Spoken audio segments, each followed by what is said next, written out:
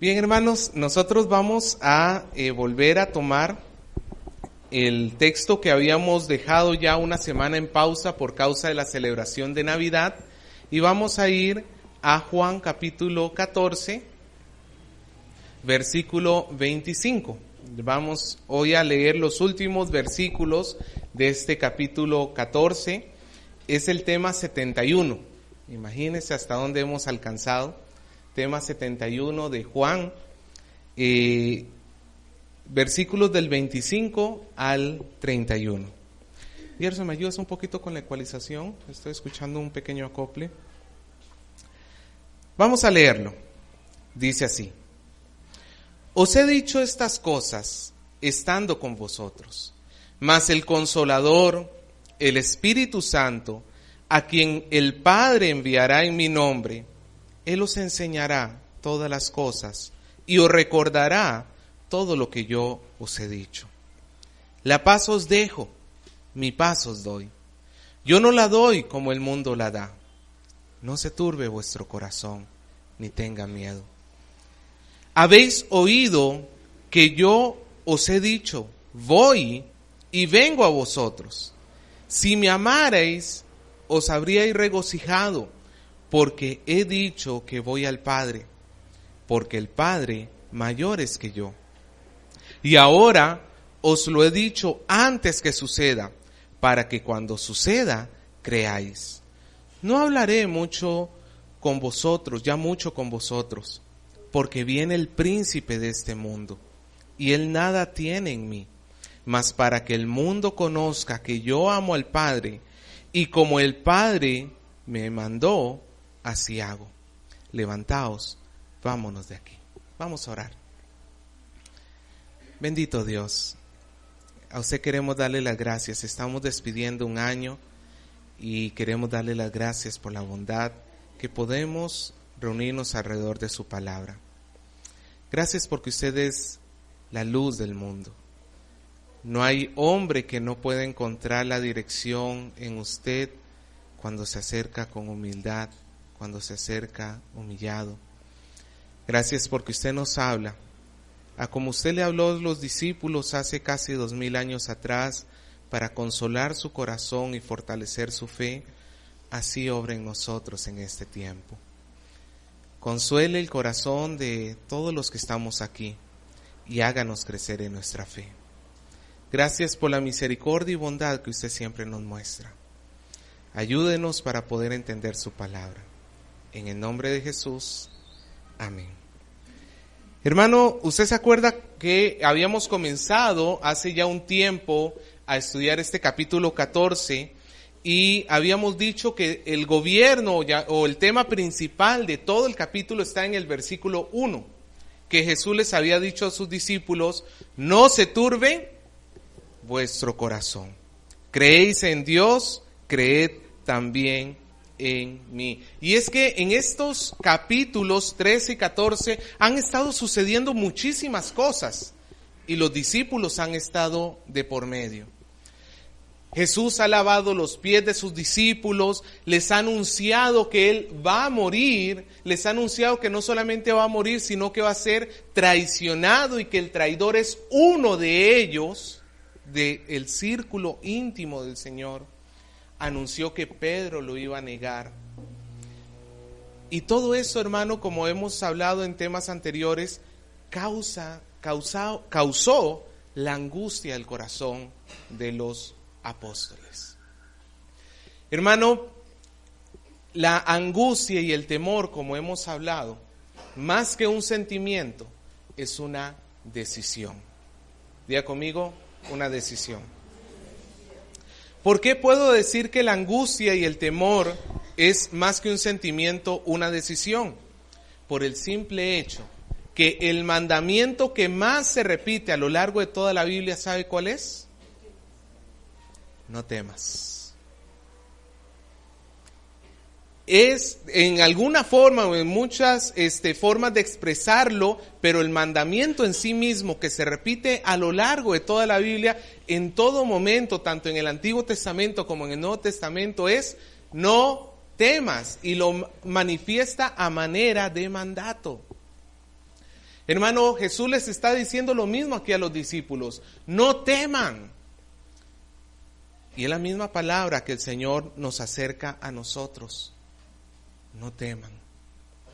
Hermanos, este mundo tiene muchas razones por las cuales temer. Este mundo y nosotros en nuestra pequeñez tenemos muchas razones para decir debo temer. Pero el Señor nos dice, no temas. Y para esto el Señor nos da las razones por las cuales nosotros no debemos temer. Y son 10 razones que hemos estado viendo a lo largo de estas semanas y hoy vamos a ver las últimas 3 razones. Para hacer un resumen rápido. Jesús nos dice que no debemos temer, que debemos confiar en Él, porque solo Él nos asegura la vida eterna. Porque solo Él nos lleva a la vida eterna, porque solo Él es uno con Cristo, porque solo Él satisface nuestras necesidades, porque solo Él nos ofrece la compañía del Espíritu Santo, porque solo Él nos ofrece su propia compañía. Y finalmente, como vimos hace 2 semanas, porque solo Él nos ofrece la compañía del Padre. Y hoy vamos a ver la 8ª, 9ª y 10ª razón por la cual nosotros podemos y debemos, porque es un mandato, dígale que está a su costado, debes confiar en Jesús.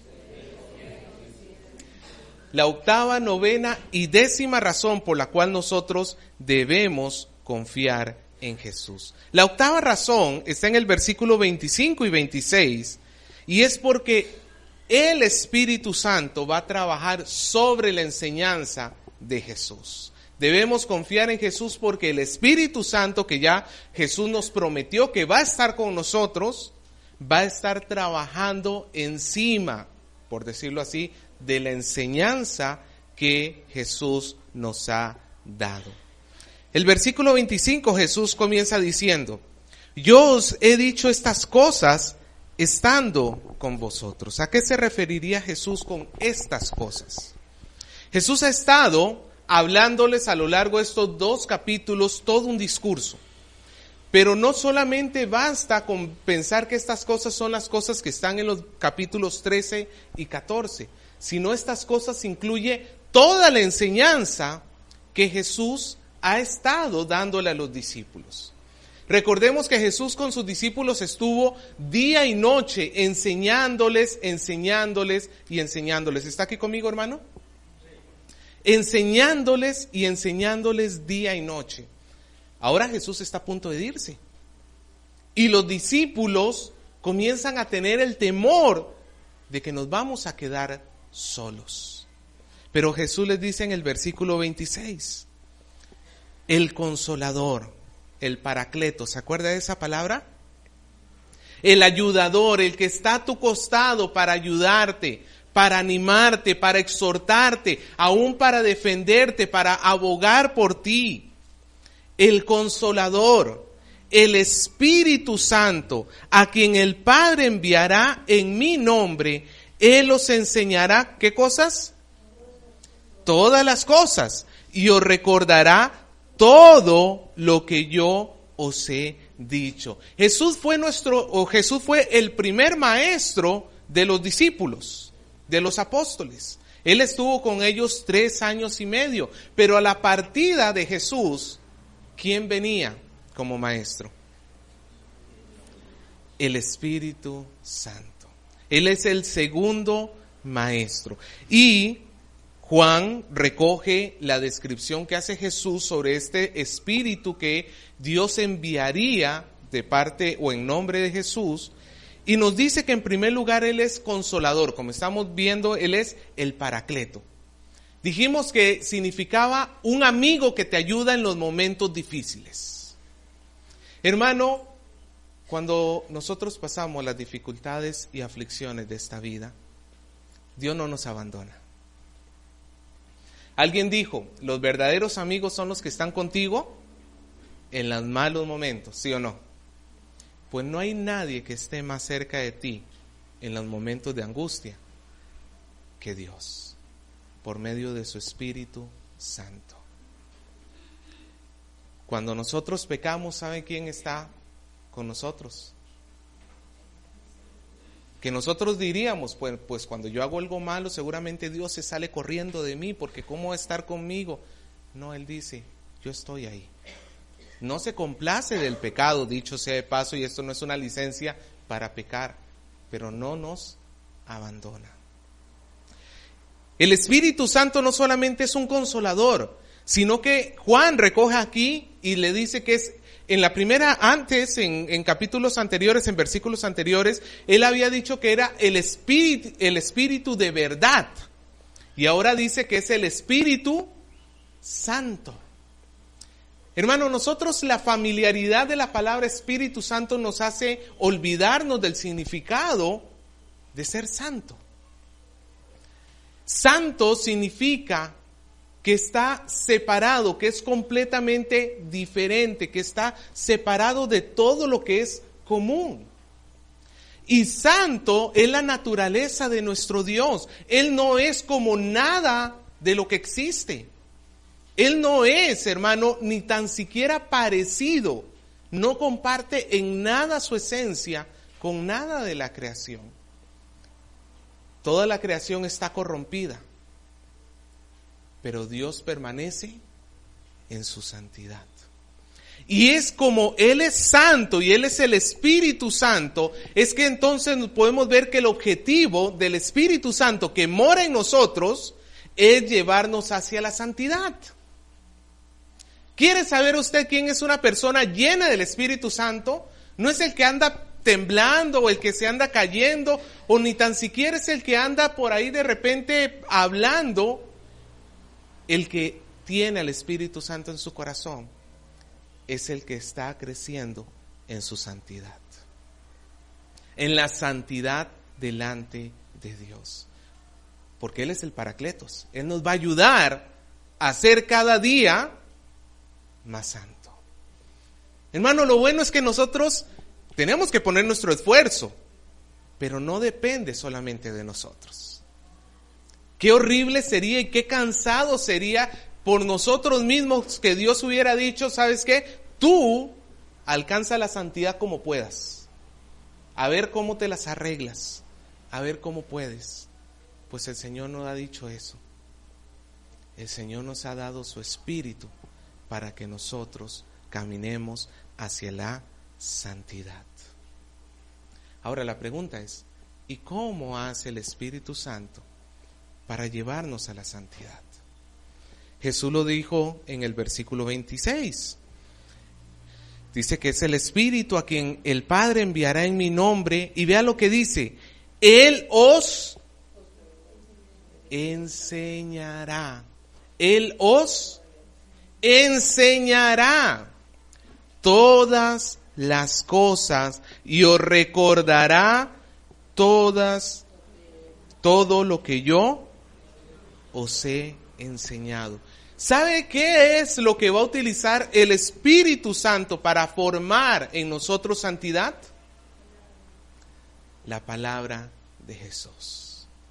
Cuando hablo de palabra de Jesús, no vaya a pensar usted que solamente son las letritas rojas que tiene su Biblia. Porque yo he escuchado hasta pastores diciendo eso. No, Jesús me dijo que yo siguiera sus palabras y nada más se fijan en lo que Jesús dijo y abandonan todo el resto de la Biblia. No, la enseñanza de Jesús está en perfecta armonía con el Antiguo Testamento. Cuando hablamos de la enseñanza de Jesús, no podemos desligarla de toda la enseñanza que hay desde el Génesis hasta el Apocalipsis. ¿Ok? Eso quiero dejar claro. Cuando hablo de la enseñanza de Jesús, no estoy hablando solamente de lo que está en amarillo, en rojo en nuestras Biblias, sino de toda la enseñanza. El Espíritu Santo va a tomar, hermano, va a tomar la enseñanza que Jesús nos ha dado para formar en nosotros el carácter de Cristo, para hacernos crecer en santidad. El Espíritu no iba a traer una nueva revelación, no iba a traer nuevas cosas, sino que lo que va a hacer es tomar la enseñanza de Jesús y profundizarla todavía más. En el libro de Juan se recogen 2 ocasiones que nos dice que los apóstoles no habían entendido las palabras de Jesús hasta que Jesús fue glorificado. Cuando ya tenían el Espíritu Santo, Fue que ellos se acordaron de lo que Jesús había dicho y dijeron, ahora entiendo. Y creo, si estamos en Cristo, que todos en alguna medida hemos experimentado eso. Si comparamos cuando leíamos la Biblia antes de ser cristianos, cuando ahora somos cristianos. Antes de ser cristiano, nuestro entendimiento estaba entenebrecido. Pasábamos los ojos por las letras de la Biblia, pero no llegábamos a entender lo que había allí. Podíamos entender las palabras, pero no logramos entender el mensaje verdadero de la Biblia porque carecíamos del Espíritu Santo. Pero ahora que está el Espíritu en nosotros, Él va a tomar lo que Jesús ha hablado y lo va a traer a nosotros y nos lo va a mostrar. Nos va a llevar a entender el verdadero significado. Pero hermanos, entonces esto me dice una cosa. Si la herramienta del Espíritu es la palabra de Dios para mi santificación, yo nunca voy a poder crecer en santidad si no voy a estudiar la palabra de Dios. ¿Me entendió? Si el Espíritu necesita la palabra para hacer en mí crecer la santidad, yo nunca voy a estar creciendo en santidad si no me vuelvo un estudioso de la Biblia. Porque estoy dejando al Espíritu sin herramienta. Porque estoy dejando al Espíritu sin lo que Jesús prometió que iba a tomar e iba a utilizar para hacerme crecer. Es lamentable, hermano, cuando nosotros pasamos esos periodos en la vida donde los afanes de este mundo van haciendo que dejemos de lado la Biblia. Y de repente el domingo andamos como locos buscando la Biblia para venir a la iglesia. ¿A cuánto les ha pasado eso? Porque la última vez que agarramos la Biblia fue el domingo pasado, cuando llegamos de la iglesia. Le estamos cortando las herramientas al Espíritu. Por decirlo así, le estamos amarrando los brazos. Vea que hay una responsabilidad y eso es a lo que quiero apuntar, hermano. Hay una responsabilidad. Tienes el Espíritu, tienes la palabra, Él está allí. Pero hay una responsabilidad mía. Él no va a tomar una varita mágica y va a decir, ahora sí, la hermana Mariela Santa, el hermano Oscar Santo, de la noche a la mañana. No, necesita que cada uno de nosotros vaya y estudie y lea y crezca. Hermano, ¿cuántos nos hemos sentido impotentes cuando hemos leído la Biblia? Y de repente decimos, no entiendo nada. Tampoco nos afanemos tanto. Alguien dijo, no te preocupes tanto por lo que no entiendes de la Biblia. Preocúpate de cumplir lo que sí entiendes. Porque el crecimiento va de menos a más. Lo que hoy no entiendes, más adelante lo vas a llegar a entender. Ese no es el problema no está tanto en lo que no entendemos. El problema está en que una vez que lo entendemos, tenemos que vivirlo, hacerlo. Y para eso tenemos el ayudador, el Espíritu Santo. Él estaba dando su palabra y estaba dándole al Espíritu para que los discípulos de Él pudieran comprender el significado de sus palabras y pudieran crecer para salvación, o crecer y tener salvación, pudieran ser santos y pudieran dar testimonio a otros. Hermano, porque eso es lo que Dios espera de nosotros. Dios espera que nosotros seamos salvos, Dios espera que nosotros seamos santos y Dios espera que nosotros seamos testigos. El Espíritu Santo toma la palabra y nos salva. El Espíritu Santo toma la palabra cada día y nos va haciendo crecer en santidad. Pero ahora ¿sabes lo que falta también? Que el Espíritu Santo tome la palabra de Dios en nosotros para compartirla con otros. Fue lo que Jesús le dijo a los discípulos: cuando venga el Espíritu Santo, ustedes me serán testigos en Jerusalén, en Judea, en Samaria y hasta lo último de la tierra. Hermano, pero ¿cómo voy a ser un testigo si la palabra de Dios no la estoy examinando? Hermano, en esto quiero ser de repente un poco incisivo, pero al mismo tiempo práctico. Yo sé que no todos disponen de 3 horas para estudiar la Biblia a diario. ¿Cuántos disponen de 3 horas diarias para estudiar la Biblia?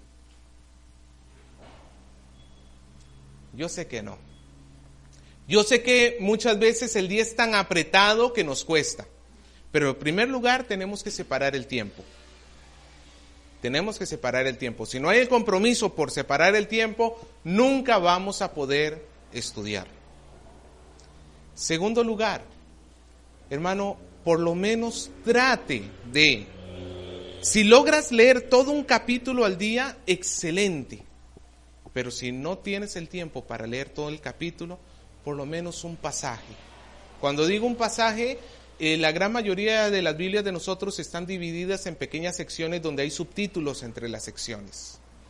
Por lo menos uno de esos, de subtítulo a subtítulo, lo que hay en el centro, un pasaje. Y si ya de verdad eres el presidente de la República, que tienes tan poco tiempo como para revisar todo un pasaje, aunque sea, hermanos, una pequeña porción de ese pasaje.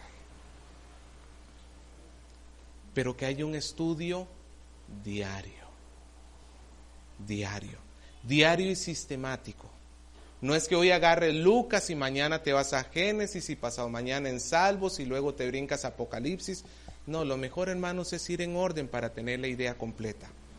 Que si comienzas en Hechos, Hechos 1, Hechos 2, Hechos 3, Hechos 4, etc. Y por favor lea los profetas menores. ¿Sabes cuáles son los profetas menores? Aquellos que nunca leemos. Abdías, Nahum, Habacuc. Aquellos que existen, están en la Biblia. Sí, hermanos, están en la Biblia. Oseas, exactamente.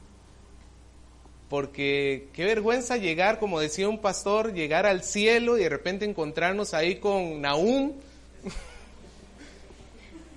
Y que Nahum nos diga: ¿y qué te pareció el escrito que dejé? ¿Qué? ¿De verdad habías escrito? ¿Sabes qué vergüenza? Bueno, ya, dejemos eso para otro momento. Pero veamos entonces, en resumiendo este primer punto, debemos confiar en Jesús porque la palabra que Él dio es la herramienta del Espíritu Santo.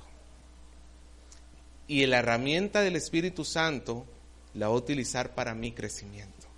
Si yo no creo en Jesús, no creo en su palabra. Si no creo en su palabra, anulo el accionar del Espíritu en mí. Lo anulo. No le voy a permitir a Él obrar en mi corazón. La segunda razón por la cual nosotros debemos creer en Jesús es porque solo Jesús nos da la verdadera paz. Porque Jesús da la verdadera paz. Versículo 27. Un versículo muy conocido que nos encanta y que ojalá memorizáramos. La paz os dejo, mi paz os doy. Yo no la doy como el mundo la da. No se turbe vuestro corazón, ni tenga miedo. Esta novena razón está ligada con la anterior. Nosotros, hermanos, siempre queremos decir que Dios nos dé su paz. Y siempre queremos en los momentos de angustia tener la paz de Dios. Pero ¿sabes cómo vas a llegar a tener la paz de Dios? Cuando el Espíritu haga realidad la palabra de Cristo en tu corazón. En otras palabras, para que tú tengas paz de Dios en tu corazón, necesitas antes cumplir lo que hemos estado hablando.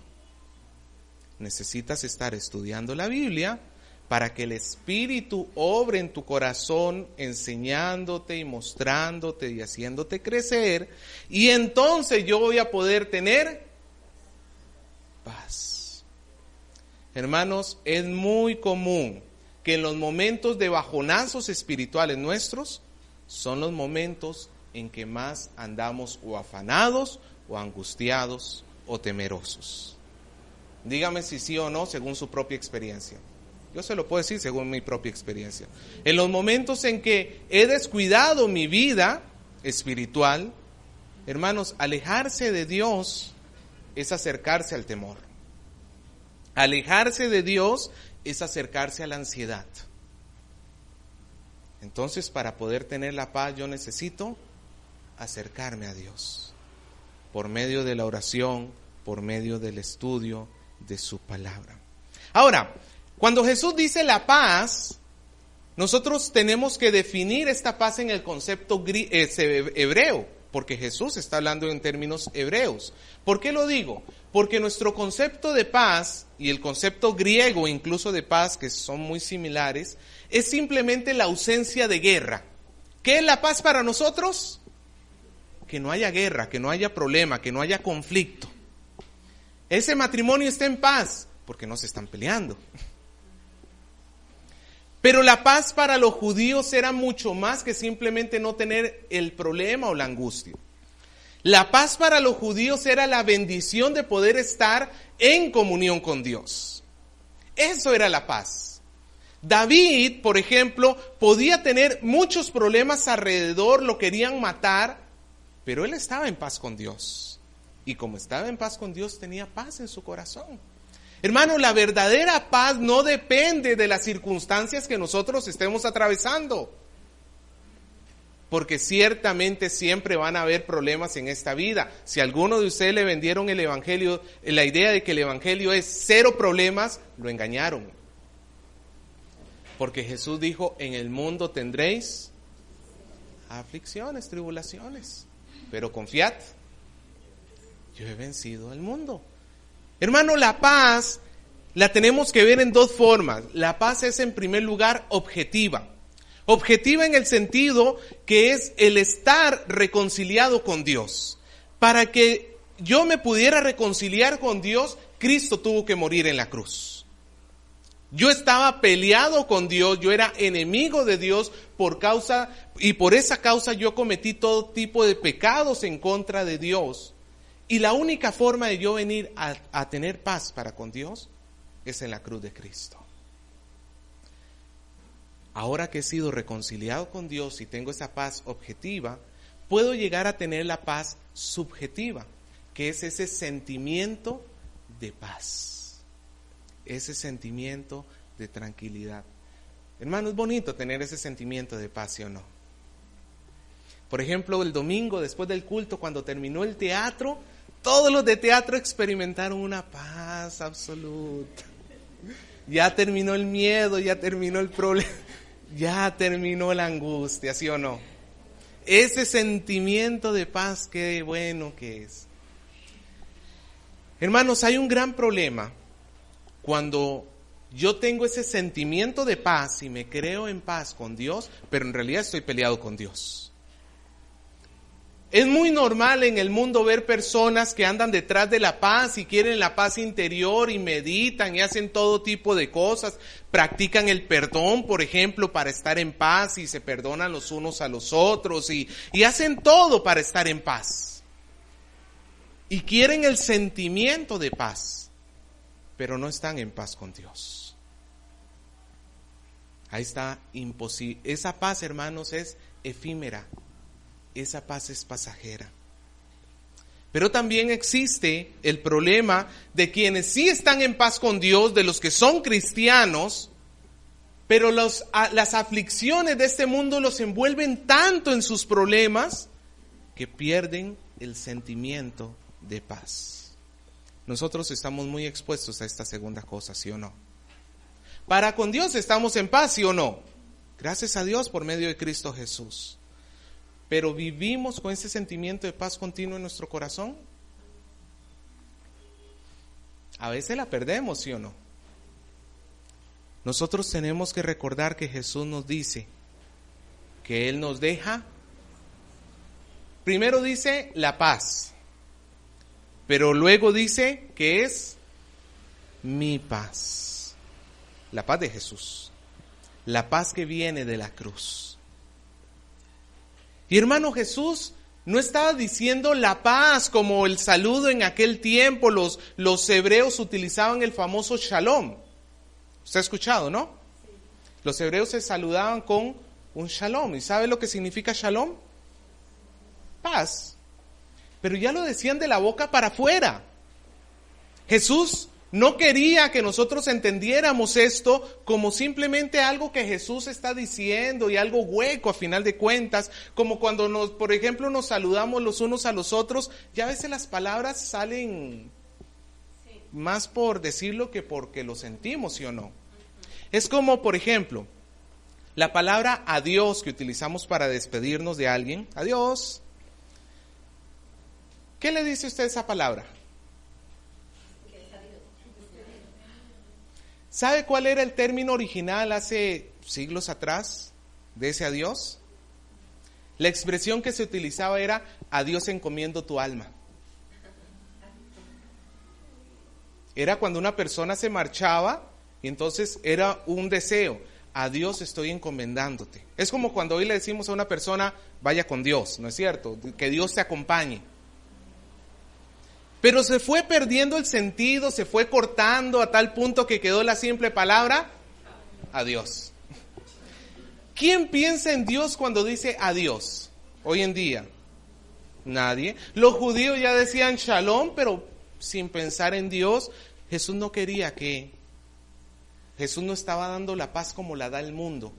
El mundo da una paz pasajera, el mundo da una paz de la boca para afuera. El cristiano puede experimentar la verdadera paz. Pero nuevamente, para tener esa paz, yo necesito confiar en Dios, confiar en Jesús. Hermano, nosotros debemos entender que el temor es principalmente un estado de falta de fe. La falta de paz es principalmente un estado de falta de fe. Y es pecado. Y como es pecado, debo tratarla como pecado, en arrepentimiento y sometimiento a la palabra de Dios. Es como, por ejemplo, ¿se acuerda la historia cuando Dios mandó los 2 espías a revisar la tierra prometida?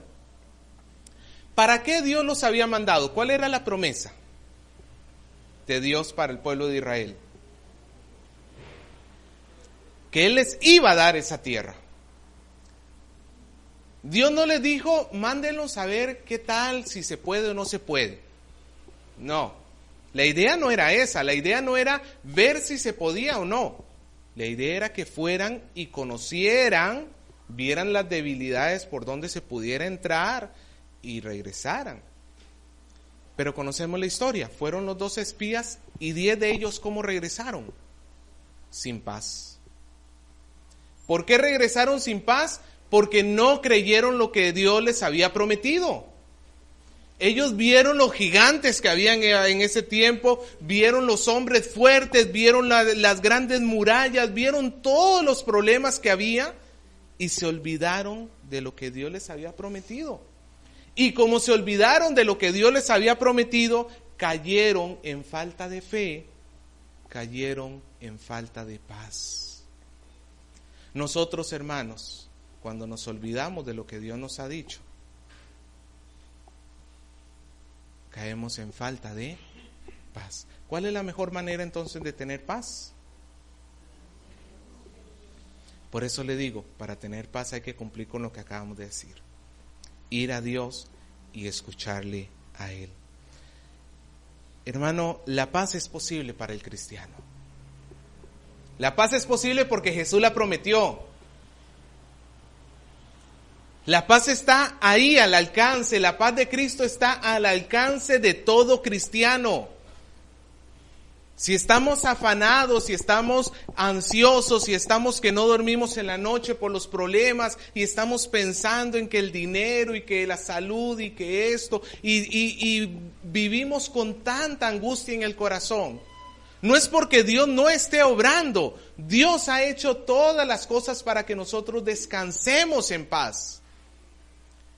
Pero lo que nos falta a nosotros es someternos a la promesa de la paz. Por eso, hermano, cuando ustedes estén pasando un momento ansioso, ¿sabe cuál es el mejor lugar para ir? Busque un lugar solitario y enciérrese a orar con Dios. Así sea en el baño del trabajo, o de repente si usted está manejando y con el tráfico de Lima, y que es un buen incentivo para la oración estar en el tráfico de Lima, hermano, para estar orando por paz.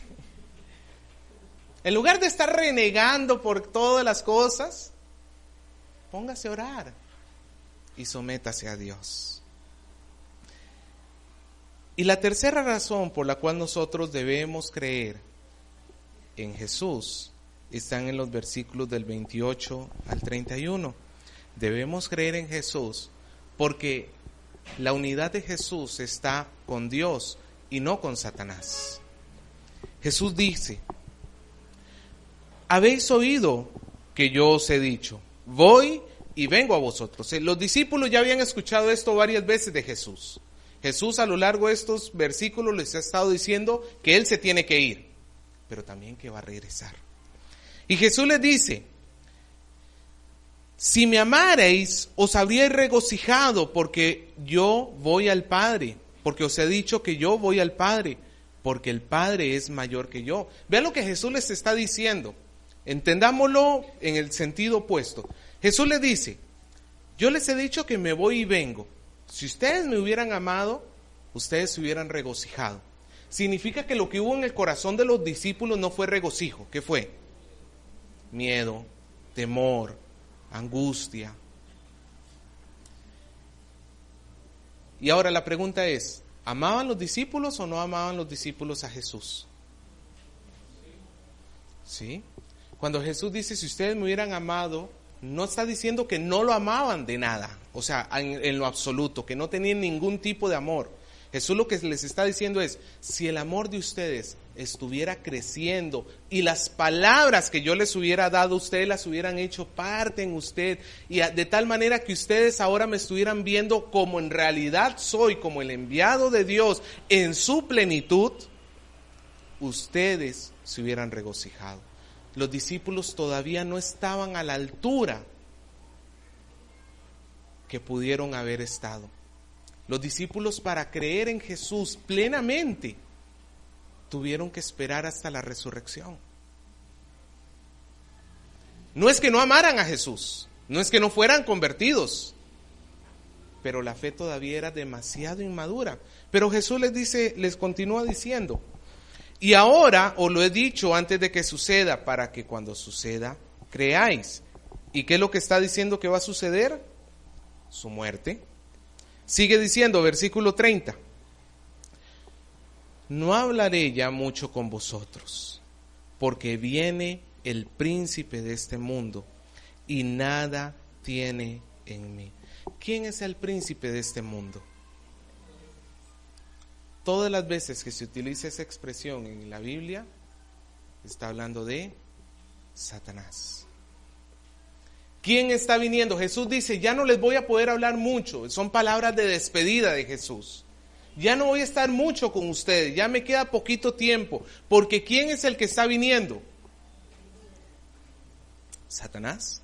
Ahora, en realidad, ¿quién estaba viniendo? Judas con los soldados romanos. Pero ¿quién era el que estaba dirigiendo el corazón de todos estos hombres? Cuando Jesús utiliza la expresión príncipe de este mundo, es porque está afirmando que Satanás tiene dominio sobre el mundo. Y cuando hablamos del mundo, estamos hablando de aquellas personas ajenas a la vida de Dios, aquellas personas que no pertenecen al reino de los cielos.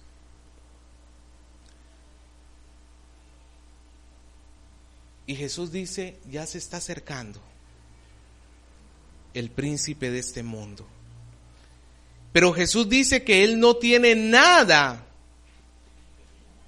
que el príncipe de este mundo no tiene nada en Él. En otras palabras, Jesús está cortando cualquier tipo de vínculo. Satanás gobierna sobre el mundo, pero no me gobierna a mí, dice Jesús. Él no tiene nada en mí. Incluso la muerte de Jesús no viene siendo una obra de Satanás, aunque Dios utilizó a Satanás para llevar a Jesús a la cruz. ¿Me dejo entender? En última instancia, a pesar de que fue la codicia de Judas, la envidia de los fariseos, la maldad de Poncio Pilatos y todo esto lo que se juntó, a pesar de que el que estaba gobernando a todos estos hombres malos era Satanás para que Jesús fuera a la cruz, pero en última instancia no fue Satanás el que llevó a Jesús a la cruz. Fue el Padre para que pagara por nuestros pecados. La obra de Jesús lo dice en el versículo 31, mas para que el mundo conozca que amo al Padre, y como el Padre me mandó, así hago. Lo que estoy a punto de hacer, dice Jesús, es para que el mundo conozca que yo amo al Padre. Lo que está diciendo Jesús es, lo que yo estoy haciendo no es una obra de Satanás, ni tampoco estoy bajo el dominio de Satanás. Cierto, Satanás se está acercando, pero yo lo que estoy haciendo, lo estoy haciendo por amor al Padre. Lo estoy haciendo porque el Padre me ha dicho que lo haga de esta manera. Hermanos, en los tiempos de Jesús siempre los judíos trataron de unir a Satanás con Jesús. En estos tiempos la gente está empecinada, y si usted por ejemplo ha visto documentales en Discovery Channel, en Nat Geo, en History Channel y todos estos tipos de programas, todos los documentales que sacan de Jesús tratan de demostrar que Jesús no es Dios. Tratan de demostrar que Él no está unido a Dios, que fue un simple hombre, es más, que de repente que ni siquiera existió. Satanás está empecinado por mostrar que no hay unidad entre el Padre y el Hijo. Porque si no hay unidad entre el Padre y el Hijo, el que murió en la cruz fue un simple hombre, y si fue un simple hombre, tú y yo estamos muertos en nuestros delitos y pecados, porque nadie pagó en realidad por nosotros. Pero Cristo nos muestra que la unidad existe. Él no está asociado al reino de las tinieblas. Él está asociado a la luz, a Dios. Cualquiera que vaya a Cristo, cualquiera que vaya al Señor, cualquiera que se asocie con Cristo, se está asociando con el Padre. Y podrá llegar a tener el perdón de sus pecados. Hermanos, en conclusión, estas últimas 3 razones por las cuales nosotros debemos creer en Dios, en Jesús, vienen como en cadena. Nosotros debemos confiar en Jesús porque su palabra es la que va a utilizar su espíritu, que Él ya prometió que nos lo iba a dar, para hacernos crecer en santidad. Creciendo en santidad, nosotros vamos a poder experimentar la paz de Dios, la paz que Cristo nos da, la verdadera paz. Y también creciendo en la palabra que Cristo ha dado a través del Espíritu Santo, que nos la enseña todo el tiempo, nosotros vamos a estar convencidos cada vez más del vínculo que hay entre el Padre y el Hijo. De tal manera que nuestro corazón cada día va a ser más cautivado por el Señor, para no alejarnos de Él. Hermanos, cuando nosotros vemos y confiamos que Cristo está unido al Padre, vamos a poder también confiar que Él es el que nos está liberando del pecado. Satanás ya no tiene dominio sobre los cristianos, ¿lo sabía usted? Satanás ya no nos gobierna. Es cierto que puede influenciarnos en que podemos llegar a pecar y caer, pero ya no es el dominio que tenía antes. donde no teníamos otra opción sino pecar. Cuando nosotros confiamos en Cristo, nuestra vida crece. La Trinidad, hermano, si usted se da cuenta, hemos hablado de la Trinidad: el Espíritu, el Hijo y ahora el Padre. La Trinidad está comprometida en respaldar la obra de Cristo para que nosotros pongamos toda nuestra confianza en Él. Hermano, no es lo mismo, por ejemplo, usted ha visto estos, ¿cómo es que se llama? Panderos. ¿Sabe lo que es un pandero? Esto de que tú vas dando cuotas para que te den un carro. ¿En qué confiarías tú más? ¿Entrar en un pandero donde tú tienes que dar, qué sé yo, 600, 800 soles mensuales durante ¿cuántos años?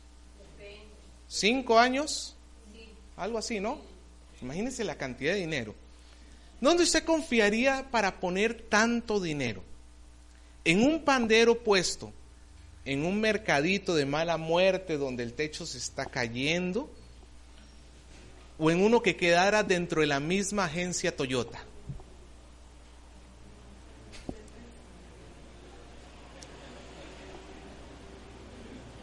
¿Dónde confiaría usted más poner su dinero? Uno que esté dentro de la misma agencia y que le pertenezca a la Toyota y que ellos den todo el respaldo de su organización, a que no te van a engañar. Porque el que se encuentra en el mercadito ahí metido en el fondo donde nadie lo ve y que el que te atiende no conoce ni... ¿Qué garantía te ofrece? Exactamente, el día de mañana llegas a pagar y te das cuenta que ya no hay... y fugaron con tu dinero. Hermano, a lo que yo quiero expresar con esto es, de la misma manera que la Toyota ofrecería tranquilidad para depositar yo mi dinero, el Padre, el Hijo y el Espíritu Santo están respaldando la obra de Cristo. Yo no le pido que confíe en mí por mí, porque yo sería como el del chinamito, el del mercadito del fondo. Yo no le pido que confíe en lo que yo le estoy diciendo. Yo le pido que confíe en lo que yo estoy diciendo, porque está respaldado por el Padre, por el Hijo y por el Espíritu Santo. Yo le pido que abandone las angustias. Si su esposa se llama Angustia, no la abandone, por favor. Le pido que abandone las ansiedades.